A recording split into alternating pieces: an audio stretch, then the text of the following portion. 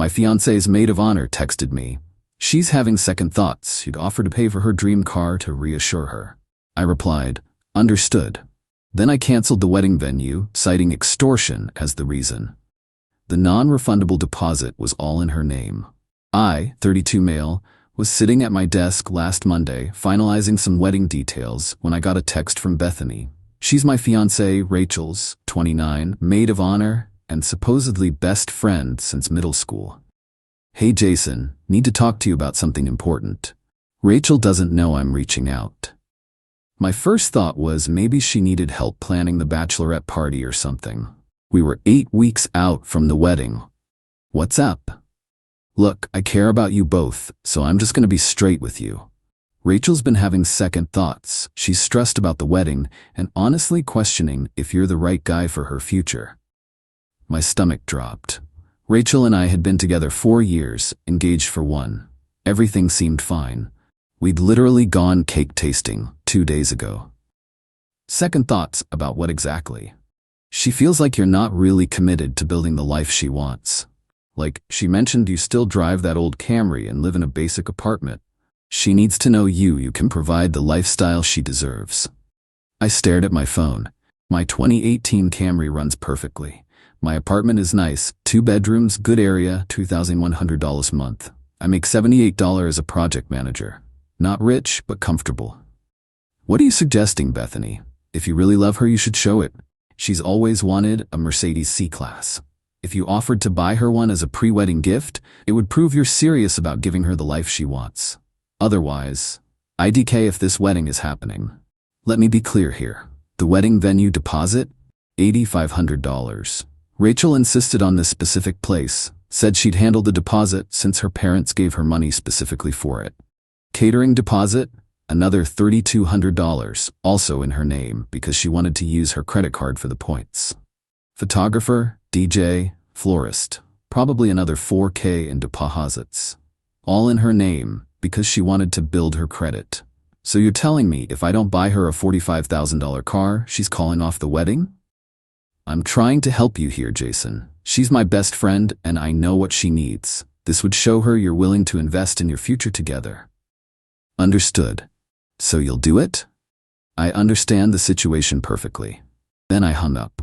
Sat there for about 5 minutes, just processing. Then I called the venue. Hi, this is Jason Mitchell. I'm calling about the Mitchell-Coleman wedding scheduled for September 15th. Oh yes, how can I help you? I need to cancel the reservation. Oh no, is everything okay? Just so you know, the deposit is non-refundable at this point. I understand. The primary account holder will need to handle any deposit issues. Please list the cancellation reason as financial extortion concerns. Excuse me? That's the reason for cancellation. Financial extortion concerns. The bride can contact you directly about the deposit. Then I called the catering company. Same conversation. Then the photographer, the DJ, the florist, every single vendor. Cancellation reason, financial extortion concerns. Took me about an hour to cancel everything. Then I texted my groomsmen in our group chat. Wedding's off, we'll explain later. Please don't reach out to Rachel yet. My best man Derek replied immediately. You good, bro? I'm perfect. Details tomorrow. Then I sat back and waited. Update 1. It took exactly 3 hours and 16 minutes for my phone to explode. First was Rachel, 42 missed calls. Then the text started. What did you do? The venue just called saying you canceled? Jason, answer your phone. They're saying I owe the full deposit. What is financial extortion? If this is about Bethany, I can explain. That last one was interesting. So she knew about Bethany's text. Then Bethany started calling. I declined every call, but she kept texting. I was trying to help you. You completely misunderstood. Rachel is devastated. You're ruining everything over a miscommunication. My personal favorite, a real man would have just bought the car instead of throwing a tantrum. Rachel's mom, Patricia, called next. I actually answered that one. Jason? What is going on? Rachel is hysterical. Hi, Patricia. Rachel apparently has been having second thoughts about the wedding unless I buy her a Mercedes. I was informed this was required to prove my commitment. I've decided to cancel the wedding instead. That's not. Bethany told you that? Yes, said Rachel needed to know I could provide the lifestyle she deserves. Long pause. That little witch. Let me call you back. 20 minutes later, Patricia called again. Jason, I've spoken to Rachel. Bethany apparently took it upon herself to interpret some comments Rachel made. Rachel never asked for a car. What comments did Rachel make? Another pause. She may have mentioned to her friends that she wished you were more ambitious and that she hoped marriage would motivate you to upgrade your lifestyle. So she does think I'm not good enough as I am? That's not. Jason, all brides get nervous before weddings. Patricia, with respect, being nervous is different from discussing with friends that I need to be financially motivated to be worthy of marriage. The wedding is canceled. But the deposits, it's over $15,000. That's Rachel's concern. She wanted them all in her name. After I hung up, I texted Rachel once. Your maid of honor informed me that you need a Mercedes to be sure about our marriage.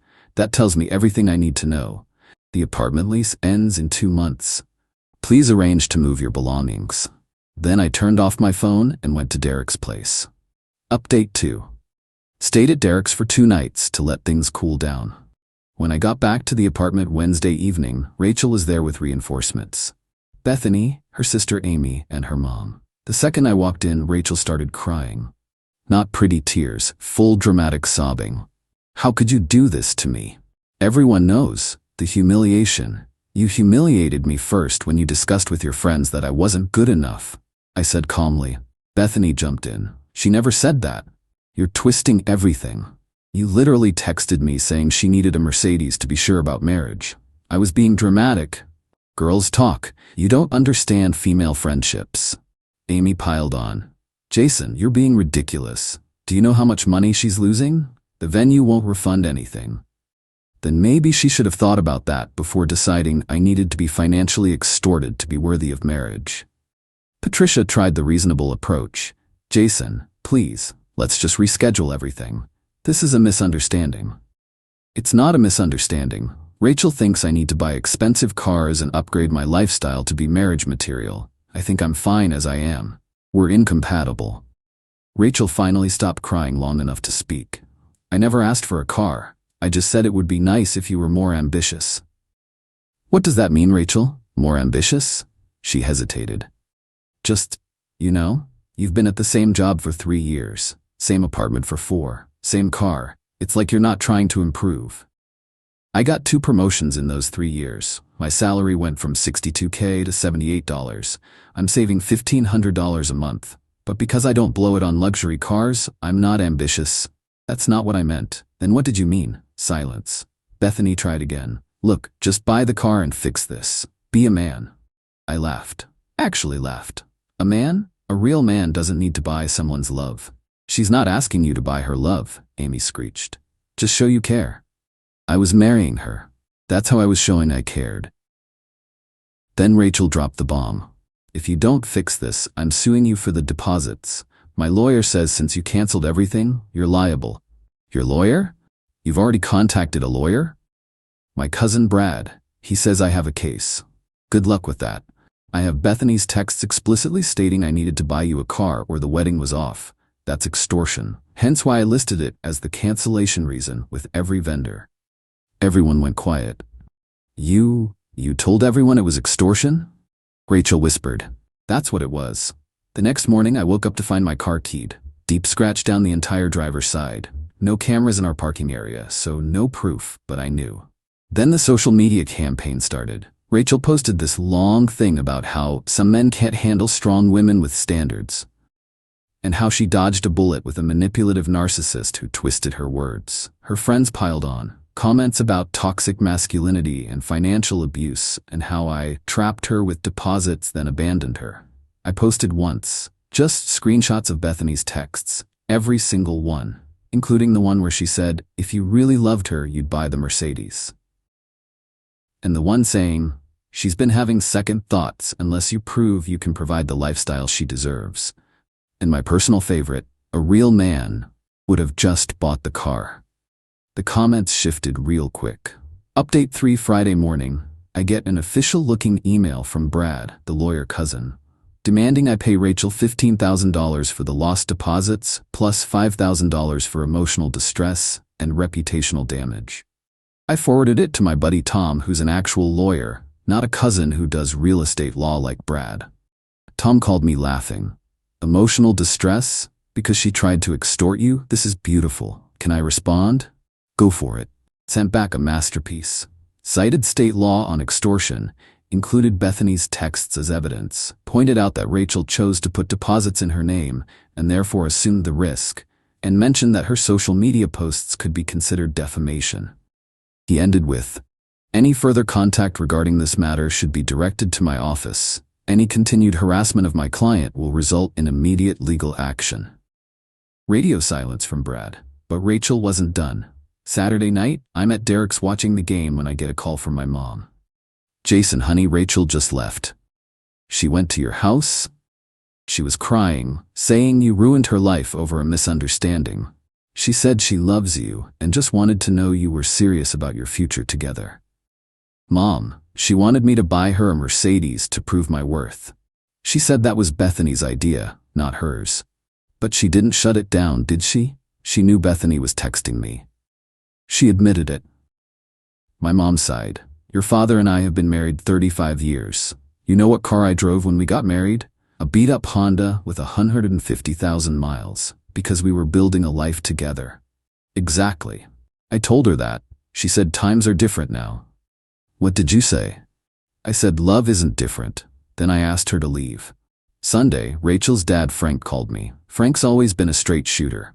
"Jason, I'm not calling to change your mind. I just want to understand what happened." I sent him the screenshots of Bethany's texts. He called back an hour later. "Jesus Christ, she really said that?" "Yeah." "And Rachel knew?" "She admitted it when confronted." "I'm pulling my contribution to the wedding.